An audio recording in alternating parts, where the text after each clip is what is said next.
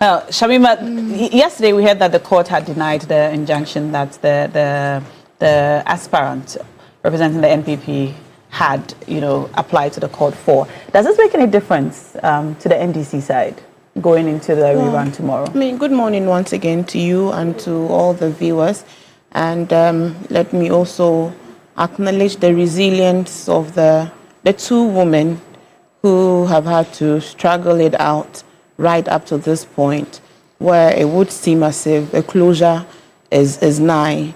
And I, as a female advocate, I am happy that at least they've all shown a lot of resilience. And for me, either way, the fact that it would have been a woman would be a good enough outcome. But as a member of the NDC, it is my hope that, the NDC candidates will carry the day.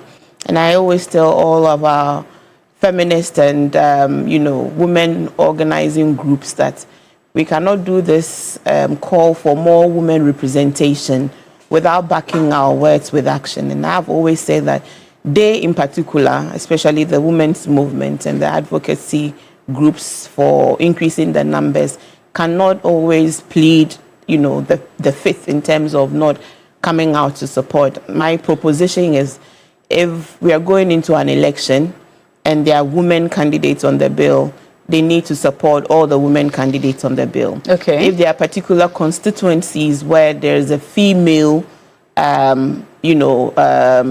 contestant, they should be able to come out in support of that female contestant. If there are constituencies where we have two females, like in this Ablekuma, North election, then the advocacy group should support all the candidates equally. Then the political parties would also go in and, campaign for their individual members. And at the end of the day, the best person should win, because we cannot increase the numbers if the numbers don't increase. The numbers increase through all of us voting for, the women on the bill, and all of us advocating for those women, and most of us also stepping up to the plate. That's the only way the numbers will increase. And, and of course, if, through appointive powers as well. But as you know, with Parliament, it is an electoral process and people must go through the election. So first of all, to commend all the female candidates in the two female candidates in this, election. They've held their own. They've all fought a very good fight. And I think that tomorrow offers an opportunity to bring these matters to an end. There ought to be an end to litigation. And if you look at the core of the matter, we cannot, collate results where there are missing documentation at the core of it. And I think that any call for justice will require us to, embrace this process to rerun the election in those contested areas where there are no documentation to prove who won in those particular areas. I would invite the NDC, and I've heard my sister say a lot, and I agree with you on your call, that it would seem as if the opposition still fails to learn lessons in terms of, their own mistakes of the past. And it looks like they are not a learning organization. They're not willing to even take their own lessons, from the past, from their own reports about similar actions. You don't set out of a process that would go on without you. You participate in the process, and if there are challenges you have with the outcome, you use the avenues, available to contest those same outcomes. There was an election petition, was there not in the past? There was a presidential election petition. They held the entire country to ransom for a good 8 months, and eventually the court spoke. The thing about institutions, and we always thinking that the problem with our democracy is political parties, and not extending the same strict levels of accountability to the institutions cloaked with powers to protect the democracy, is what has brought us to Which this institutions fact. are you referring and I'm to? talking about these accountability institutions like the Electoral Commission, like the judiciary, like Parliament, like the executive.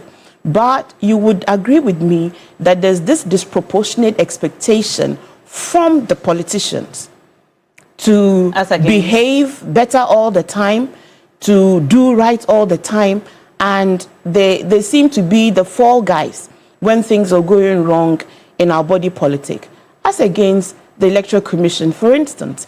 And I say that sometimes when we are raising these issues, today, it is members of the New Patriotic Party that are telling us that the EC is not fit for purpose. How rich? Is it not amazing?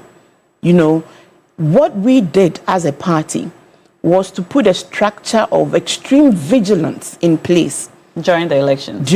Before the elections, to set up systems to counter every opportunity to steal the mandate of the people. But would you disagree that the EC has actually been held to very strict and high standards during this election on the part of the NDC, on the part of Ghanaians as a whole?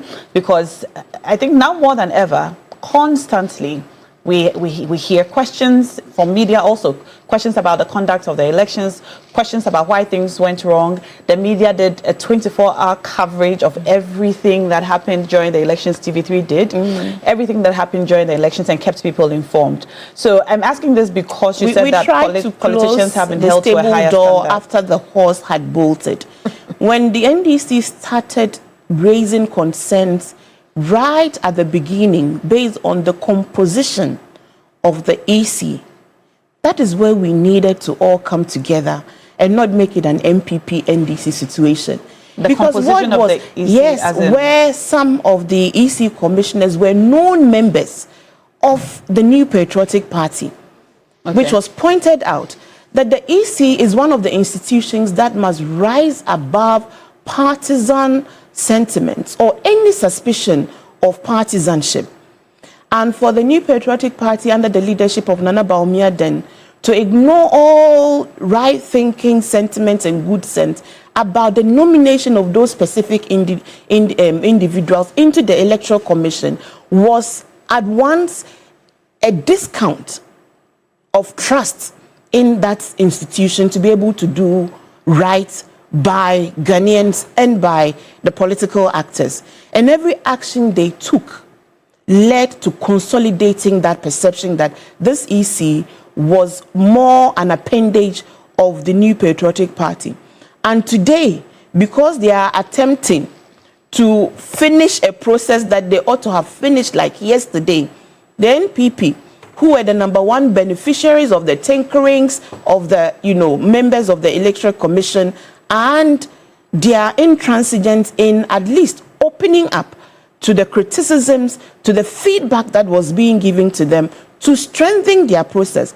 Please, it was the vigilance of the NDC that exposed a lot of things that could have gone wrong in the 2024 elections. The Eagle Eye Project under the leadership of Dr. Omani Boama. That is what has exposed this Electoral Commission. And today, it's welcome news that the MPP now believes that this EC is not fit for purpose and are in concert with the NDC in hoping that we should be able to do something about this crop of Electoral Commission leaders. Do you believe that the EC is fit for purpose for the purposes of the Ablekuma North elections tomorrow? This is what we have always said, that we don't trust, you don't expect voluntary unselfishness from those who wield power and those who want to use that power arbitrarily and capriciously. How do you counter that? Through vigilance. Through vigilance. And it's the vigilance that helped the NDC right up to this point. It is the vigilance that is still in play, even as the EC has no other, opportunity than to hold the election. I'm sure they would have wished not to. But right now, they are in the minority. And they need to do things to recover the image that has really been bruised and battered. So for us, vigilance is the key. And we are not, and you can see, we are on the ground. The NDC executives are all on the ground. We are campaigning. We are helping the candidates to mop up the vote. We're engaging in community public education. And I'll use this medium to encourage all constituents of the Ablekuma North constituency to turn up in your numbers tomorrow and to exercise your franchise. I mean, at the end of the day, whoever wins should reflect the will of the people. If it is Orbine, we will be happy for us as NPP. If it's not her and it's any other candidate, so be it. But I think the fear of the New Patriotic Party is that they almost feel that they're not going to win, you know, in these constituencies, not because they themselves have told us that it is their stronghold, but because of what has happened to this country, the healing journey we are on, the progress we are making, the way the economy is reflecting in people's direct pockets, you know, the change in tone of governance, you know, the spirit, the renewal of the spirit of the Ghanaian, the hope that this country would work for the mass of our citizens, not for a clannish few, is what is really putting fear into them that, again, if they participate, it will be a very negative verdict for them in terms of, you know, the outcome of the elections. But that is even why you should participate, so that you will test your strategies that you have been rolling out as a micro minority since January, to see whether what you've been doing is serving you well or it's further, you know, diminishing your image in the eyes of the general populace. They say test that your popularity, because you seem to think, and your leaders seem to say, now Shoko, that Ghanaians are regretful for voting for the current administration. Your leaders believe so much, and they communicate same on a daily basis, that Ghanaians are regretful. And then you run away from that opportunity that will give you evidence to back your claim that the citizens of Ghana are regretful. The reason they put